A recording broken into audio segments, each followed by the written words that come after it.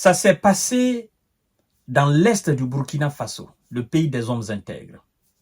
Les hommes du capitaine Ibrahima Traoré, vous les connaissez. Ce sont l'armée burkinabé et les VDP. Ces courageux téméraires, fils dignes du pays, qui sont en train de défendre mordicus leur pays contre aux envahisseurs.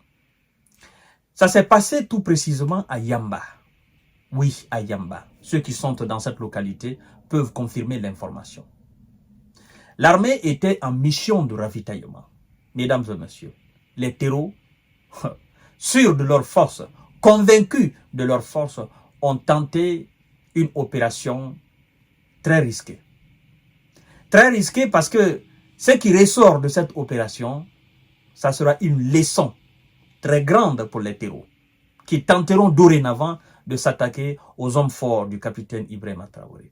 Mais avant de vous déballer ce qui s'est passé et ce qui a mis en déroute ces centaines de terreaux dans la localité de Yamba, je vous invite tout simplement à continuer de vous abonner sur ma chaîne YouTube qui est Kanté J Visionnaire et activer la cloche de notification pour ne plus rater mes émissions. Mais aussi, je vous invite à vous abonner à ma page Facebook Infomonde et d'activer la cloche de notification pour ne plus rater mes émissions. Mesdames et messieurs, les bonnes nouvelles ne tombent pas tout seules au Burkina Faso. Oui, nous l'avons appris par l'agence d'information burkinabé qui a indiqué que des centaines de terreaux ont tenté au niveau de la localité de Yamba d'empêcher des soldats en mission de ravitaillement dans la région de l'Est. Mesdames et messieurs, ce qui va suivre après leur tentative de stopper et de mettre l'armée burkinabé en déroute, je vous l'ai dit tout à l'heure, c'est une raison. La riposte immédiate des hommes d'Ibrahima Traoré a permis d'éliminer plus de 150 terreaux. Plus de 150 terreaux sur le champ.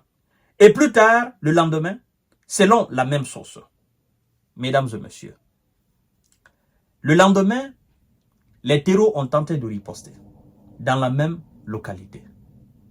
Mais ça a été un échec parce qu'ils ont été mis en déroute. Vous savez, longtemps, l'on s'est posé la question de savoir, mais tous ces terreaux et ces djihadistes, tous ces ennemis de ces différents États du Sahel, où est-ce que réellement ils trouvent les armes aussi sophistiquées? Mais la réponse est tombée. La réponse est tombée parce que les marchands d'hommes, n'est-ce pas, les marchands d'armes circulent dans ces coins-là. Et ce n'est pas des Africains. Loin de là. Ce sont des Occidentaux qui ravitaillent ces terreaux. Parce que mais, la plupart des chefs d'État se posent la question. Il n'y a pas d'usine de fabrication de missiles. Ces pays, il n'y a pas d'usine de fabrication d'armes. Mais ces civils qui ont construit des groupes de terreaux, des groupes de djihadistes, s'attaquent quand même à des armées républicaines avec des moyens colossaux. Ils enlevaient ça où? On ne peut pas continuer à dire que ce sont des armes de la Libye. Mais la Libye, ça, depuis la chute de Muammar Kadhafi maintenant. Le stock, il n'y a pas un stock inépuisable là-bas. Non. Ça vient de l'Occident. Toutes ces armes viennent de l'Occident. Ce sont des armes occidentales. Vous comprenez, mesdames et messieurs? Désormais, il ne faut pas qu'on se leurre. Ça vient de l'Occident. Et ces gens ont un réseau, mais un réseau costaud.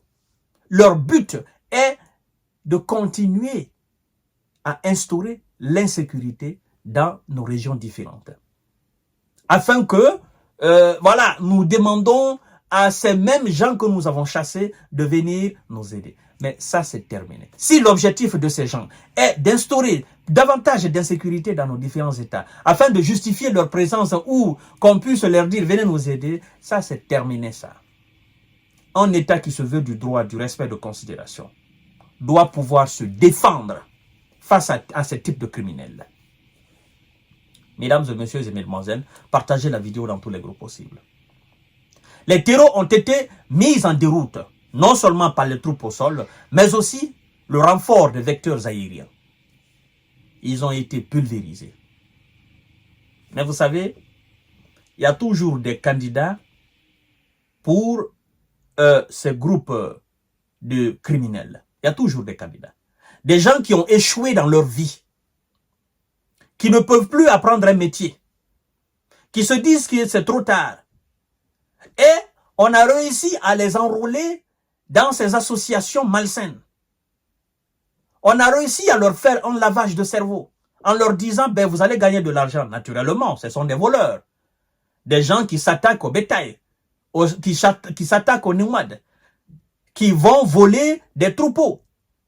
Mesdames et messieurs, ces gens-là, on ne peut pas les considérer comme des quelconques combattants d'une quelconque religion. Ça n'existe pas. Ce sont des voleurs.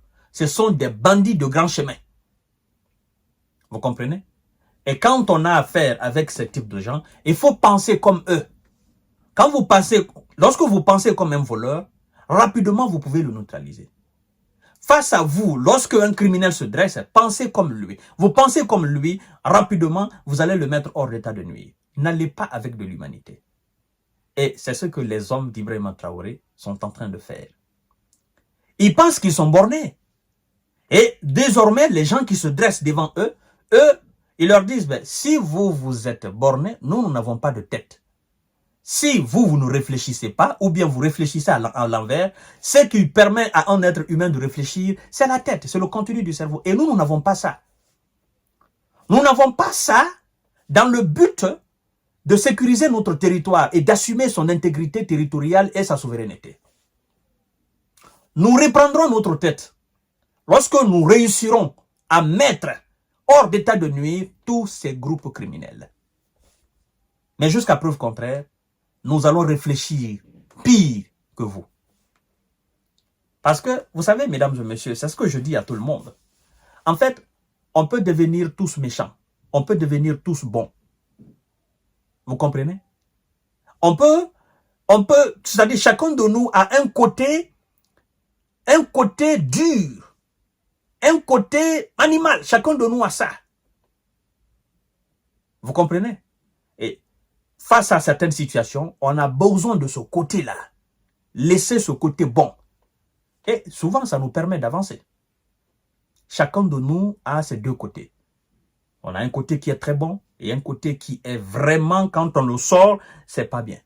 Et ces criminels, ils se sont détachés de l'humanité. Alors pour les combattre, il ne faut pas venir avec de l'humanité. Parce qu'eux, ils n'entendent rien. Ce sont des consommateurs de drogue dure. Parce que il faut quand même consommer quelque chose pour commettre de tels actes, au fait. Un esprit sain ne peut pas faire ça. Ne peut pas s'attaquer comme ça aux gens. C'est des gens qui consomment de n'importe quoi. Après, ils prennent des armes, ils ne voient plus rien. Alors, quand vous êtes à ce type de gens, je ne peux même pas les appeler de personnes, parce que l'animal réfléchit mieux qu'eux, hein? Quelqu'un qui consomme et qui pense, c'est-à-dire qui voit l'être humain comme si c'était une fourmi, ben, il faut penser comme lui, faire comme lui. Comme ça, vous allez avoir les mêmes visions. Ou vous allez avoir une vision beaucoup plus floue que lui. Et comme ça, quand il vous verra, il se dira, moi je pense que je suis fou, mais lui là aussi, il n'a pas de tête. Voilà, c'est ça surtout. Donc, c'est une encore énorme victoire pour l'armée burkinabé. Mesdames et messieurs, nous devons encourager nos braves soldats à continuer parce que grâce à eux, nous dormons tranquillement dans les grandes villes et dans les petites villes, mais aussi dans les villages burkinabés. Grâce à eux, grâce à leur détermination, grâce à leur bravoure, grâce à leur patriotisme, à leur intégrité, ben nous autres, nous dormons en tant que civils, nous dormons tranquillement, n'est-ce pas, au pays. Et donc, nous devons les soutenir, les remercier. Ne serait-ce que ça, c'est très important. Voilà. Partagez la vidéo dans tous les groupes possibles. Merci encore une fois aux braves soldats. À tout à l'heure pour notre série d'informations et de décortiquage. Merci beaucoup.